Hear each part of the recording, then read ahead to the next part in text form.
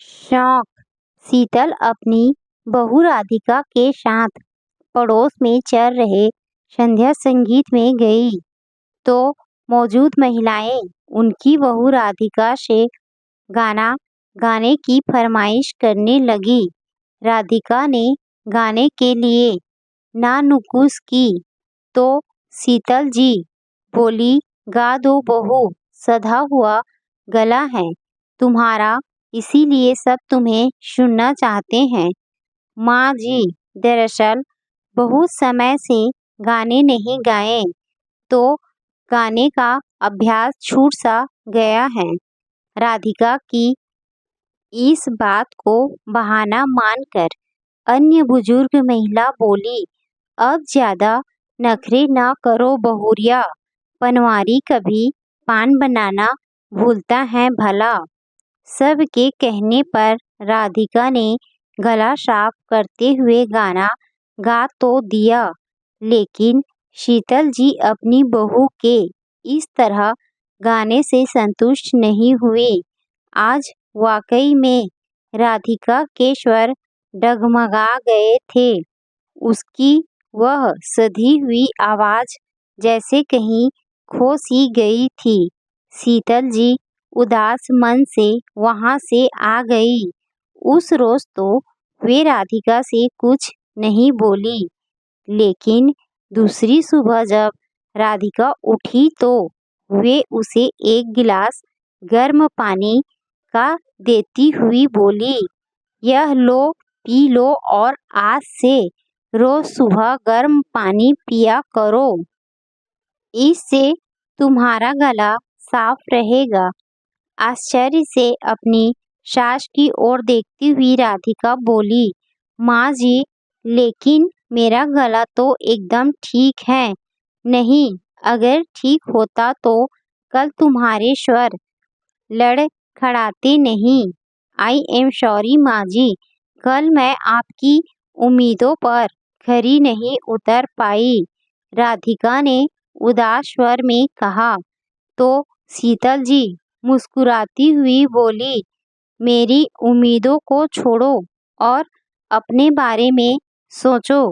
मुझे अपनी बहू की दूसरों से तारीफ सुनने का कोई शौक नहीं है, लेकिन तुम्हारा गाना गाने का शौक जिस तरह से खो गया है वह मुझे खलता है।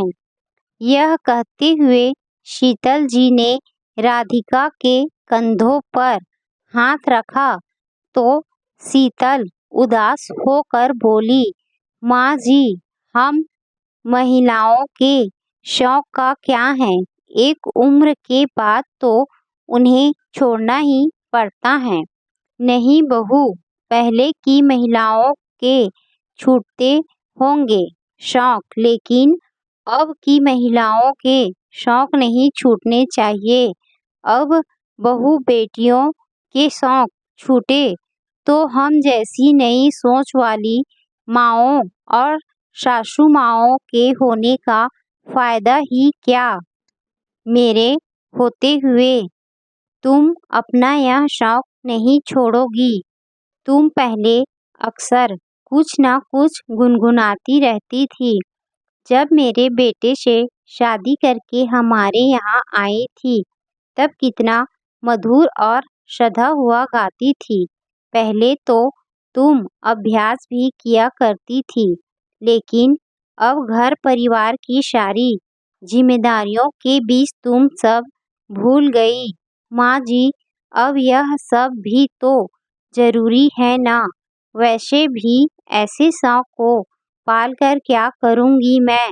राधिका ने किचन की तरफ जाते हुए कहा तो शीतल जी बोली, तुझे पता है मैं बहुत अच्छा नृत्य करती थी, लेकिन एक उम्र के बाद और अभ्यास के बिना सब खो गया।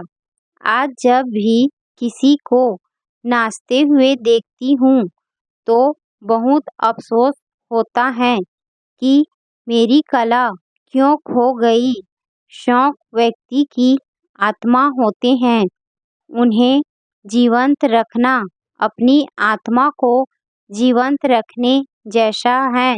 राधिका, तुम मुझसे वादा करो कि मेरी तरह अपनी आत्मा को कभी नहीं मारोगी। शीतल जी की बात सुनकर राधिका मुस्कुराती हुई उनके गले लग गई।